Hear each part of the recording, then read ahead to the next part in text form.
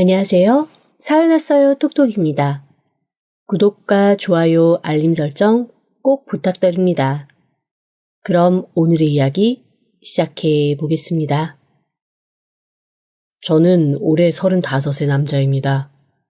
태어나서 단 한 번도 가족을 가져본 적이 없어요. 물론 제가 박혁거세도 아니고 어느 날 갑자기 알에서 불쑥 태어나거나 한 건 아니지만 어머니 아버지의 존재도 모른 채 아주 어렸을 때부터 보육원에서 자랐거든요. 사실 학교 가서 아이들이 저한테 고아야 고아야 하기 전까지는 저는 모든 가족들이 다 그렇게 사는 줄 알았습니다. 보육원의 원장님과 선생님들, 그리고 늘 싸움하며 아웅다웅 다투는 수많은 아이들. 저는 진짜로 모든 가족 구성원이 그렇게 이루어져 있는 줄 알았어요. 저한테는 그 세계가 전부였으니까요. 하지만 점점 학교라는 사회에 제가 나가게 되고 다른 아이들과 제가 조금 다른 가족 구성원을 가지고 있다는 걸 알게 되면서부터 제 마음 한구석에는 저도 모를 슬픔과 원망이 자리 잡게 되었습니다. 굳이 가지려고 해서 가져지는 감정이 아니라 정말 자연스럽게 제 안에 자리 잡은 감정들이었어요. 특히 보육원에서도 특이할 만큼 저는 부모님에 대한 그 어떤 정보도 남아있지 않은 아이였습니다. 저희 보육원만 그랬는지는 모르겠지만 엄마나 아빠가 몇 년 뒤에 찾으러 오겠다라는 얘기와 함께 아이를 두고 가는 경우도 많았고, 그럴 경우 정말로 운이 좋으면 진짜 엄마 아빠가 와서 아이들을 데리고 가는 경우도 있었습니다. 하지만 저는 전혀 그런 것과 연관없이 언제 어디서 누가 어떻게 저를 낳아서 버렸는지조차 아무런 정보가 남아있지 않은 상태였어요. 그래서 사춘기 때는 아예 부모님에 대한 마음조차 갖지 않으려고 오히려 더 부모님 얘기가 나오면 괜찮은 척, 필요 없는 척 그렇게 굴었던 것 같습니다. 그런데 이게 어른이 되고 제가 저희 부모님이 저를 낳았을 것 같은 즈음의 나이가 되니까 이 그리움이라는 게 제가 어떻게 처리가 안 될 정도로 점점 커지더라고요. 그러면서 궁금해지기 시작했습니다. 다른 거 없었어요. 원망할 마음도 없었고 제가 뭔가를 따질 생각도 없었습니다.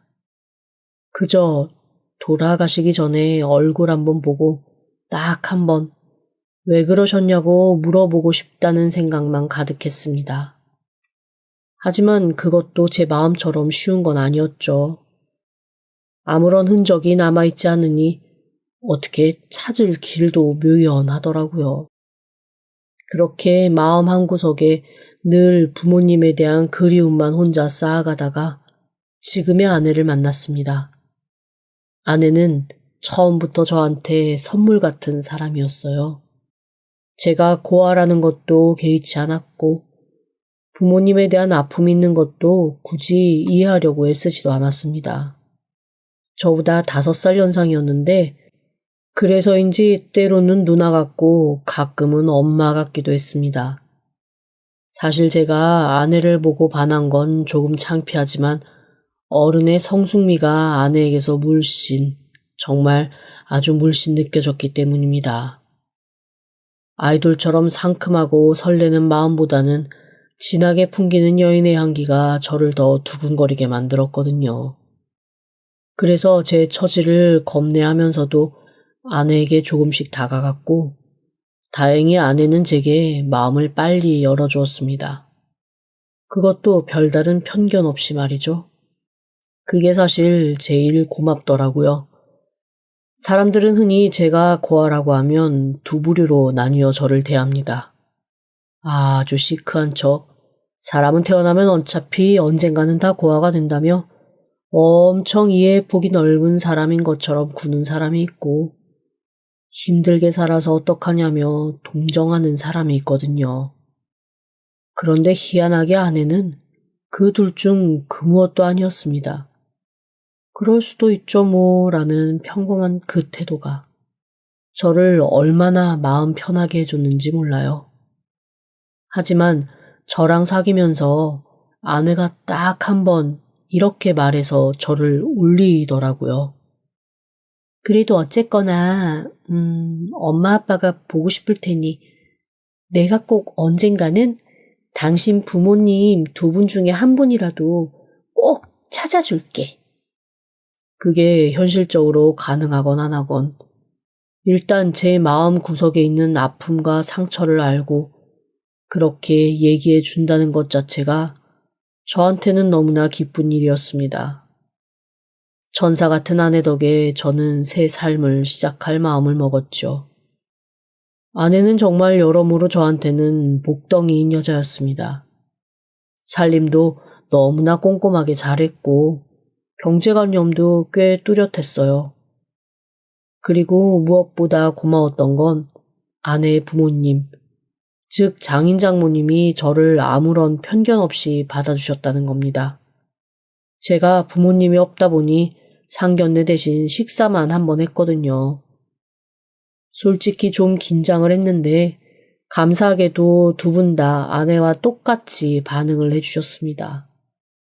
그저 저희 둘이 인연이 되어 서로 살겠다고 했으니 한번 잘 살아봐 라는 태도였었는데 그게 저한테 얼마나 위로가 되었는지 모릅니다.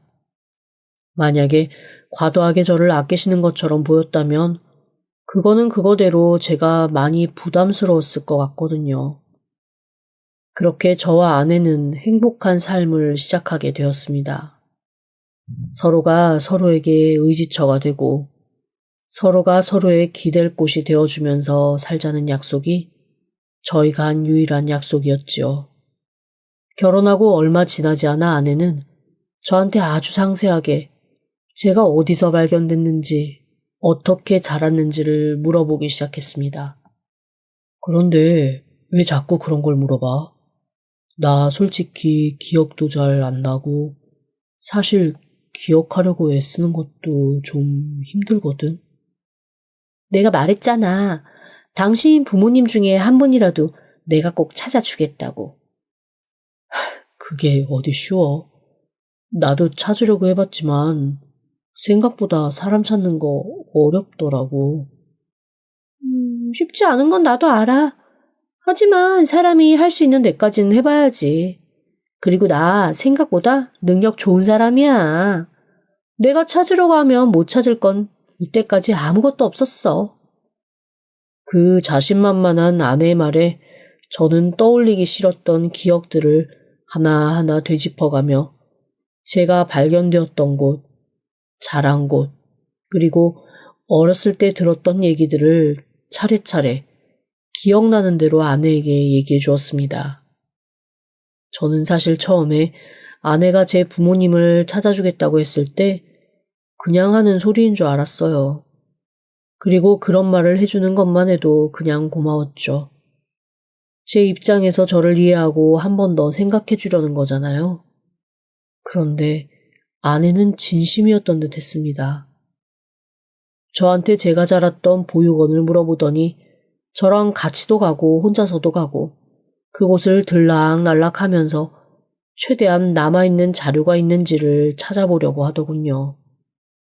그 노력이 하늘에 닿았는지 오래 계셨던 선생님이 아주 옛날 기억을 하나 끄집어내셨습니다. 제가 자랄 당시에 있었던 원장 선생님이 몹시 꼼꼼하신 분이었는데 그분이 항상 보육원에 들어온 상태의 아이들 물건을 창고에 보관하곤 하셨다는 거예요. 몇 년 전에 창고 근처가 크게 불이 나서 거기 있는 물건들을 일제히 꺼내다가 다른 창고로 고스란히 옮겨뒀다며 혹시 관련된 게 남아있는지 모르겠다고 하시더라고요. 아내는 마치 마지막 희망이라도 잡은 듯이 그거라도 꼭 찾게 해달라고 간절히 부탁을 했습니다. 그렇게 몇 시간에 걸쳐 먼지구덩이 가득한 창고를 뒤지기 시작했어요. 그리고 정말 하늘이 도운 것처럼 저는 제가 처음에 보육원에 버려졌을 때 입고 있었던 옷가지가 담긴 비닐팩을 하나 찾을 수 있었습니다. 그 원장 선생님이 진짜로 꼼꼼한 성격이셨던 듯 랩으로 꽁꽁 싸매고 그 위에다가 이름을 하나 더 쓰고 이름 위에 비닐팩까지 또 몇 겹으로 싸서 거의 진공 상태처럼 밀봉을 해두신 게 하나 있더라고요. 아내와 저는 그걸 아주 소중히 들고 집으로 돌아왔습니다. 저는 사실 그 봉투를 보는데 마음이 아프고 쓰리더라고요. 정말 손바닥보다 조금 큰 듯한 베넷저고리. 그만한 옷을 입는 아이를 어쩌자고 그렇게 내 부모는 버렸을까라는 생각에 사실 그 뭉탱이를 보는 것도 저한테는 쉬운 일은 아니었습니다.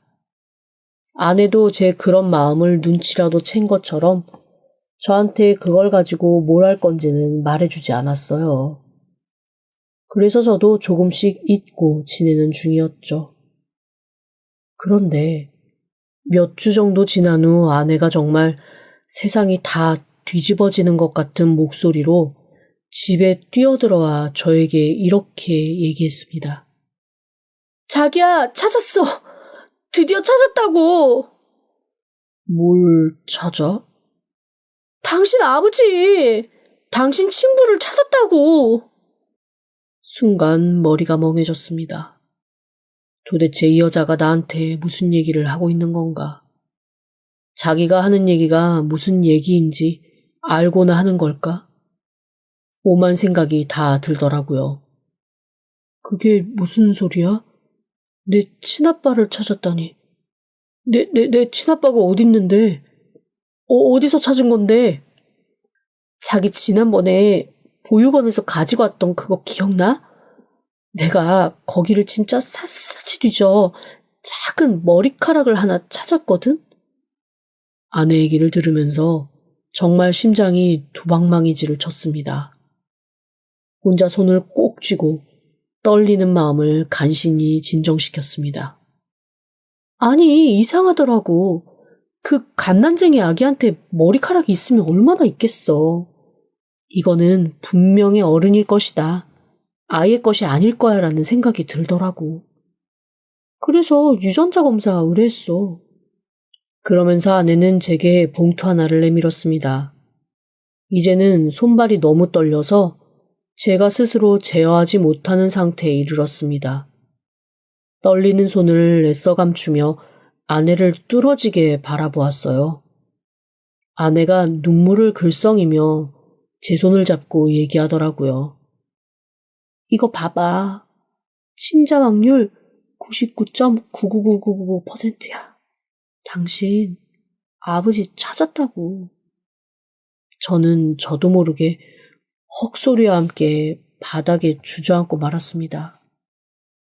너무 손발이 떨려서 도저히 서 있을 수조차 없었어요. 제가 평생을 걸려 그렇게 찾으려고 애썼던 사람. 그 사람을 제가 찾을 수 있다는 희망이 생긴 거였죠. 그런데 곰곰 생각을 해보니 유전자 확인으로 찾은 건 그저 저한테 진짜 부모가 있다는 거, 그거 하나뿐이지 그 사람이 어디 있는지는 찾기가 어려운 거잖아요. 제가 숨을 가다듬으며 아내에게 물어봤습니다. 그런데 그거는 그냥 나한테 아빠가 있다는 증거지. 누가 내 아빠인지 그걸 어떻게 알겠어? 알 수 있어? 그러니까 아버님이 언제고 당신이 자기를 찾으면 찾을 수 있게 자기 유전자 정보를 등록해 놓으신 기관이 있더라고. 그 기관에서 오늘 나한테 연락을 해줬어. 아버님도 당신을 너무 애타게 찾고 계셨대. 그 얘기를 듣는 순간 아무 생각도 들지 않았습니다. 처음 드는 생각은 이거였죠. 참 다행이다라는 거였죠. 만약에 저 혼자만 애타게 찾고 있거나 상대방은 원하지 않는데 저만 보고 싶어 하면 그거는 저한테 아이의 부모가 없는 셈 치는 것보다 훨씬 아프고 슬픈 경험이 될 게 뻔했거든요. 그런데 아버지가 저를 찾기 위해 자신의 정보를 등록해놓고 기다리고 있었다는 그 자체가 저한테는 평생의 외로움, 한을 다 씻어줄 수 있을 만큼 감사한 소식이었습니다. 그때부터 주체할 수 없게 눈물이 쏟아져 나오더라고요. 아내도 제 옆에서 함께 저를 토닥이며 울기 시작했습니다. 고마워 여보. 나 정말 당신 아니었으면 절대 찾으려는 생각도 못했을 거고 아마 찾지도 못했을 거야. 이거 다 당신 덕분이야. 진짜 너무너무 고마워. 내가 앞으로 정말 잘할게. 그래서 나 아버지 만날 수 있는 거야? 진짜로 내 아버지가 맞는 거야? 나 사실 내가 먼저 통화했어. 본인 확실하게 다 확인되기 전까지는 몇 번씩 검증해야 된다고 해서. 그런데 아내가 말끝을 좀 흐리더라고요. 순간 불안함이 덜컥 밀려왔습니다. 뭔가 안 좋은 소식이 있나 싶어 불안한 눈빛으로 아내를 바라봤습니다. 왜? 무슨 일인데? 왜 그래? 아니, 그게 뭐 큰일은 아니고 아버님이 생각보다 엄청 젊으시더라. 아버지가 젊다고? 올해 연세가 52이야. 52세. 내가 35인데 아버지가 52이면 17에 낳았다고? 그러니까 17살 때 22살 누나랑 연애를 하셨나 봐. 그러다 당신이 생겼는데 그 누나가 말도 없이 당신을 낳고 아버님의 부모님, 즉 당신 할머니 할아버지 댁에 놓고 간 거지. 어느 날 학교 다녀와 보니 아이가 있더래. 당신 아들이라면서. 아버님은 어떻게든 키워보겠다고 부모님께 도와달라고 했는데 어느 날 학교 갔다 와보니 자기랑 의논도 없이 당신을 입양 보냈다고 하셨나 봐. 그게 정말이야? 그럼 어머니는? 당신 놓고 간 이후 연락이 끊기고 지금도 생사를 모른대. 사실 이름도 잘 기억 안 난다고 하시더라고. 여튼 고등학생 어린 나이였지만 어떻게 내 자식을 함부로 할 수 있냐고 그때부터 지금까지 부모님하고도 연을 끊고 살고 계셨대.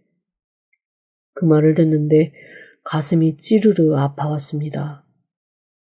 일단 저는 아빠나 엄마가 저를 의도적으로 버린 게 아니라는 사실, 그걸 확인한 것만으로도 너무 감사했어요. 물론 엄마는 저를 아빠에게 버리고 도망간 게 맞았지만 적어도 둘 중에 하나는 저를 그리워하고 저를 놓쳤다는 것만으로도 양심의 가책을 아는 채 힘들게 살아오신 거잖아요. 그냥 그 자체로 되었다라는 생각이 들었습니다. 눈물이 멈추질 않더라고요. 아내가 계속 저를 위로하며 말을 이어나갔습니다.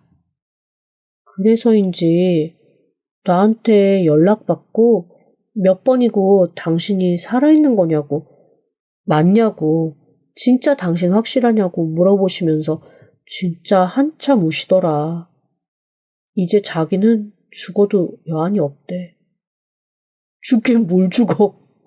이제부터 아들이랑 며느리랑 같이 해야 될 게 얼마나 많은데 죽어. 그래서 나 아버지 언제 만날 수 있어? 일단 내가 당신이 마음의 준비가 되면 그때 한번 연락드리겠다고 했어. 연락처는 다 받아둔 상태야. 아내는 제게 언제고 마음의 준비가 되면 얘기해달라고 했습니다.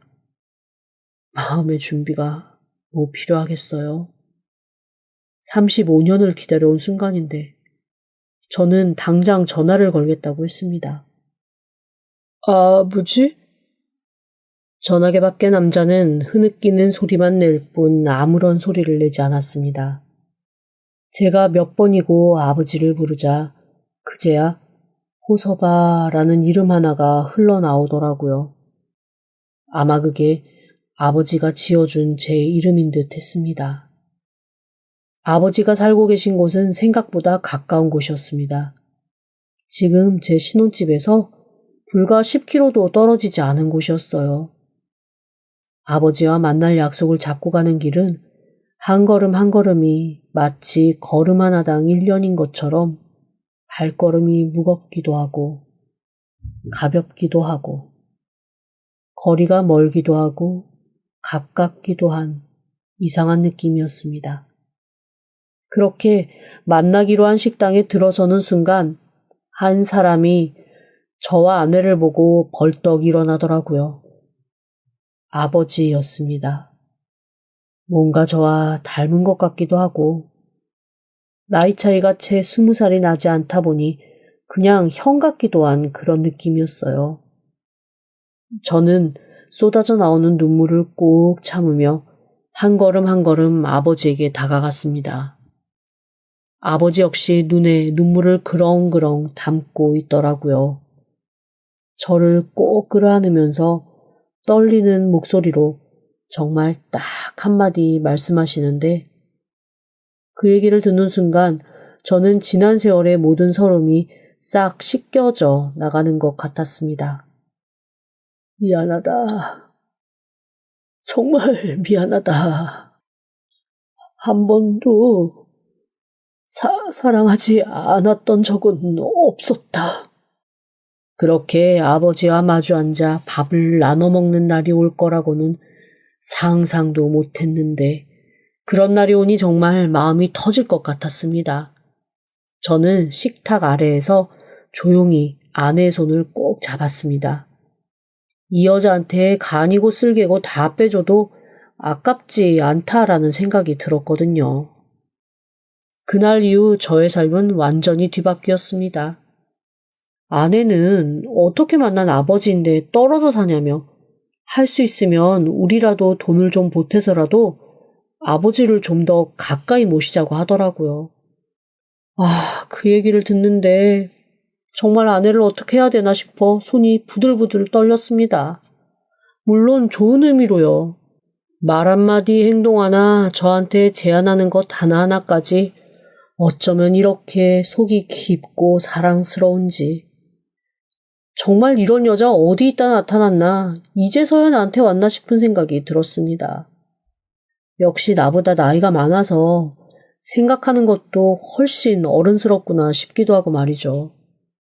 그렇게 아내의 제안을 따라서 아버지는 저희 집 바로 옆동 아파트로 이사를 오셨습니다. 평수는 제가 사는 것보다 좀 작았지만 혼자 사시기에는 정말 충분한 곳이었죠. 주말이면 거의 저희 집에 와서 삼시세끼 식사 같이 하시며 함께 시간을 보냈습니다. 저는 아버지에게 많은 이야기를 듣고 다양한 대화를 하고 싶었습니다.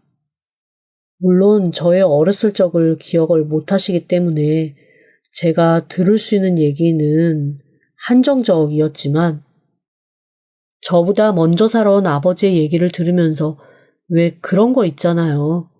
아들이 아빠한테 어떠한 얘기를 들으며 그 아버지의 인생을 따라갈 수 있게끔 교훈 얻는 거. 그런 게 정말 하고 싶었거든요.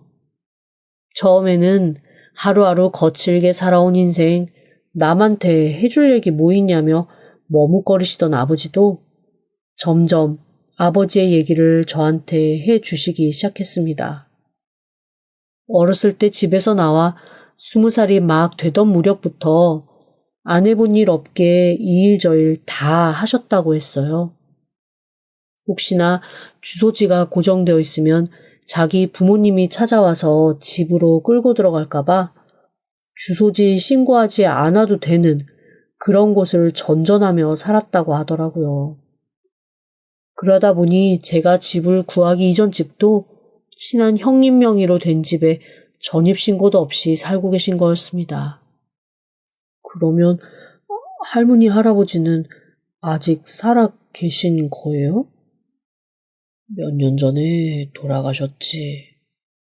두 분 다 그래도 돌아가시기 전에 얼굴들을 한번 보고 그런데 부모님 그렇게 보내고 나니 후회밖에 남는 게 없더라. 그러셨겠네요. 너 많이 그리워하고 많이 찾으셨어. 진작에 찾았으면 두 분 원도 한도 없으셨을 텐데. 이제라도 마음 놓으시겠지. 아버지의 말을 들으며 저는 새삼 아내에게 더 고마웠습니다. 이렇게 아버지와 마주 앉아 이런 얘기를 나눌 수 있다는 것 자체가 다 아내의 덕이니까요. 아버지가 옆동으로 이사 오신 후 아내는 더 바빠졌습니다. 마치 두 집 살림하듯 반찬도 한 번 하면 두 집 분을 해서 아버지 집에 갖다 나르고 수시로 가서 청소도 하고 살림도 도와주었어요. 제가 너무 힘들 테니 사람 쓰자고 해도 우리 형편에 한 푼이라도 아껴야 한다며 이렇게 효도할 수 있으니 얼마나 좋냐고 오히려 저한테 씩씩하게 말하더라고요. 제 주변에도 아주 아내는 효부, 세상에 다시 없는 복덩이 아내로 소문이 쫙 났습니다. 세상 누구보다 행복하다 생각했죠. 그리고 제가 생각지 못한 불행은 그 순간 스물스물 찾아들어와 벼락처럼 어느 날 저를 덮쳤습니다. 처음 시작은 아버지의 사고였습니다. 회사에서 일을 하고 있는데 아내가 급한 목소리로 전화를 했더라고요. 그리고는 아버지가 차 사고가 나서 다리골절로 지금 입원을 준비하고 있다는 겁니다. 너무 놀라서 바로 병원으로 뛰어갔죠. 이게 무슨 일이야? 당신은 어떻게 연락을 받은 거야? 아니, 나는 아버님이랑 통화 중이었어. 아니, 아버님 댁에 반찬 갖다 드리려고 어디 계시냐고 전화를 걸었는데, 다른 사람이 받아서 지금 입원 사고 나셨다고 그러더라고. 세상에. 운이 너무 좋았다. 당신 진짜 복덩인가 봐. 그러면 지금 수술 들어가신 거야? 복합골절이 무릎 아래쪽으로 발생해서 아마 지지대 넣고 못 박아서 고정해야 하나 봐. 당분간은 휠체어나 목발 짚으셔야 할 것 같아. 생활 불편하시겠네.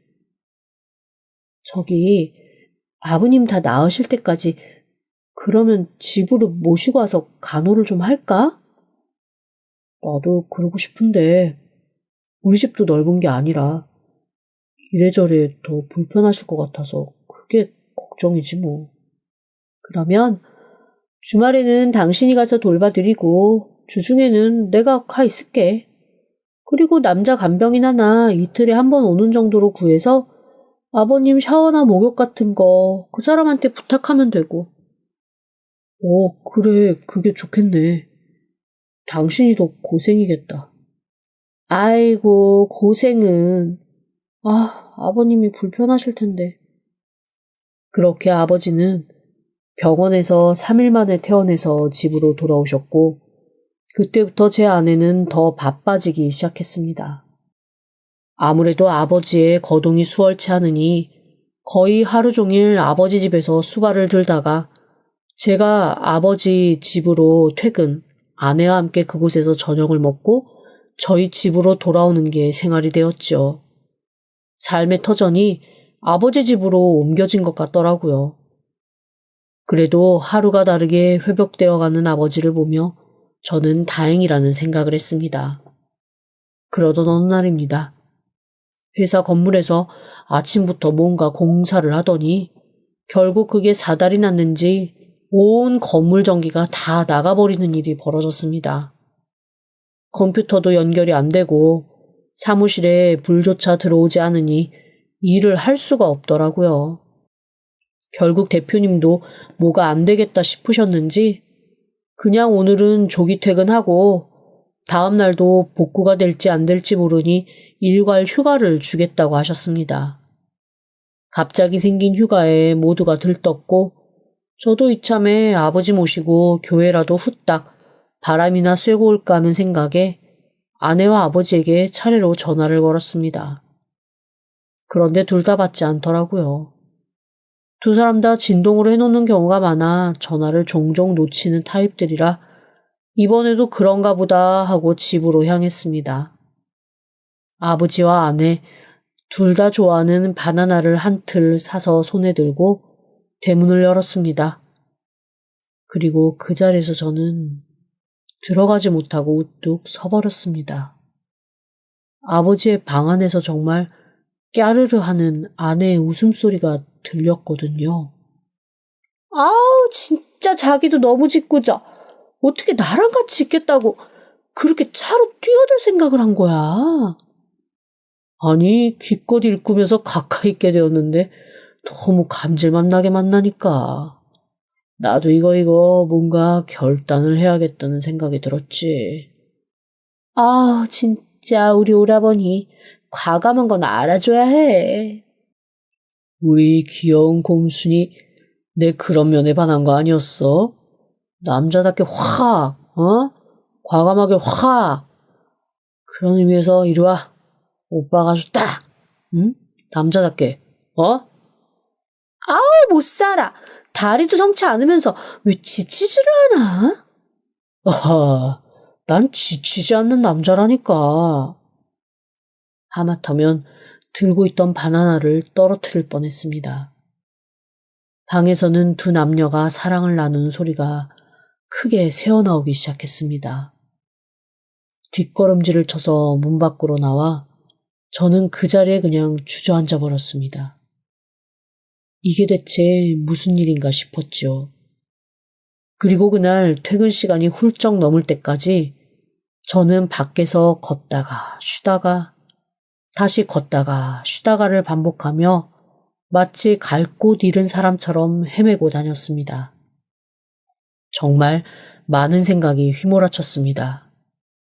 마치 회오리바람이 지나간 자리가 깨끗해지는 것처럼 한동안 휘몰아친 생각 끝에 제 머릿속에 남은 건 아버지가 한 말 중 기껏 일꾸면서 가까이 있게 되었는데 라는 것이었습니다.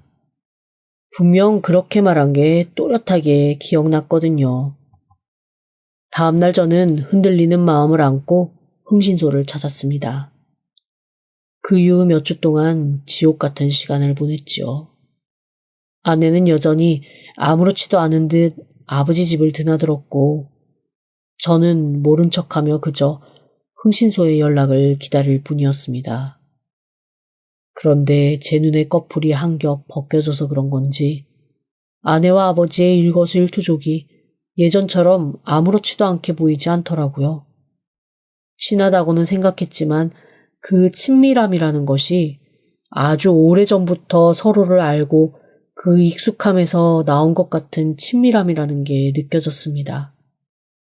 둘이서만 아는 얘기를 툭 내뱉고 얼른 제가 알아들었을까봐 무마시키기도 하고 슬쩍슬쩍 손을 스친다던가 눈빛을 주고받는다던가 부축하면서 쓱 몸을 기댄다는 것도 그제야 눈에 보이더라고요.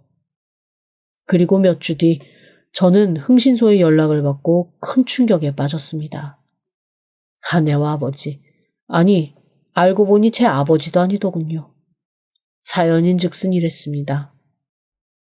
제 아내와 그 남자는 소위 꽃뱀과 기둥서방 역할을 하며 함께 지내는 오랜 사기꾼 커플이었습니다.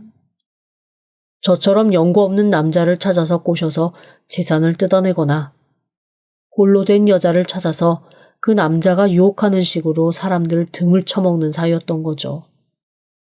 그러다 제가 그 두 사람의 타겟이 된 건데 어쩌다 보니 저와 그 남자가 눈매와 눈썹이 똑같이 생기고 혈액형도 같으니 아버지인 척 옆에서 대놓고 살면서 바람을 피울 계획을 세운 거였습니다. 유전자 검사지도 모두 조작된 거였고 아버지를 찾고 싶다는 제 간절한 소망을 이용 제 돈으로 호의호식하면서 대놓고 불륜을 저지르고 있었던 거였죠. 모든 것을 안 이상 그냥 넘길 수는 없었습니다. 두 사람을 철저하게 응징하기로 하고 두 사람에게 당한 사람들을 흥신소를 통해 하나하나 찾기 시작했습니다. 그리고 그 남자가 자기 전세금을 빼서 지금 제가 제 명의로 산 그 집에 초기 계약금으로 넣었거든요. 그래봐야 3천만 원이지만 그게 그 남자의 전 재산인 건 알고 있습니다. 부동산에 최대한 빨리 매매를 해달라고 집을 내놓고 그 남자와 아내에게는 말하지 말아달라 했습니다. 제가 살고 있는 집도 사실은 조만간 아내와 공동 명의로 바꿀 예정이었는데 그것도 하지 않기로 했어요. 아내는 이제나 저제나 기다리는 눈치였지만 제가 집을 줄 이유가 없어졌으니까요. 살던 집 역시 내놓았습니다. 그리고 대망의 날이 다가왔습니다. 그날은 그 남자가 다리에 박은 심과 못을 다 풀고 퇴원을 하는 날이자 제 아내와 그 남자에게 당에서 재산을 빼앗긴 8명의 피해자들이 모이는 날이기도 했습니다. 아내는 아버지와 함께 세상 행복한 얼굴로 병원에서 나오더군요. 하지만 곧 저와 8명의 사람들을 보자 하얗게 질려 얼음이 된 듯 멈춰 섰습니다. 여보, 이게... 그래, 할 말 있으면 여기서 해. 저 옆에 서 계신 분은 경찰이니까 말 가려서 잘하고. 그때였습니다. 상황을 지켜보던 그 남자가 냅다 뛰기 시작하더라고요. 그것도 자기를 잡고 있던 제 아내를 휙 밀치고 혼자 살겠다고 도망을 가기 시작했습니다. 하지만 어림도 없죠. 악에 받쳐 쫓는 사람들을 이길 리 없으니 금세 잡히고 말았습니다. 그렇게 그 두 사람은 오랜 악행의 끝을 맞이하게 되었습니다. 저는 당연히 이혼을 했고 고소도 했습니다. 제가 집을 다 팔아버려서 그 두 사람은 집도 절도 없이 떠돌게 되었지만 감옥이라는 새로운 집이 생기기는 했고요. 저는 살던 곳에서 아주 먼 곳으로 이사를 가려고 합니다. 이게 참 웃긴 게 서로 같은 사람에게 당한 사람들끼리 모여서 끈끈해지다 보니 또 가족 같은 관계가 되긴 하더라고요. 그제야 알았습니다. 꼭 피가 섞이지 않아도 충분히 가족을 만들 수 있다는 것을 말이죠. 모든 것은 제 마음이 얼마나 열려 있느냐에 따라 달라지는 거였습니다. 그래서 이제부터는 굳이 가족을 만들거나 찾으려 애쓰지 않고 만나는 모든 인연을 가족처럼 대하며 살아보려 합니다. 좀 더 열린 마음으로 말이죠. 지금까지 들어주셔서 감사합니다. 구독과 좋아요, 알림 설정은 사연 왔어요 톡톡에게 큰 힘이 됩니다. 지금 바로 구독 부탁드립니다. 그럼 다음 사연으로 또 찾아오겠습니다. 감사합니다.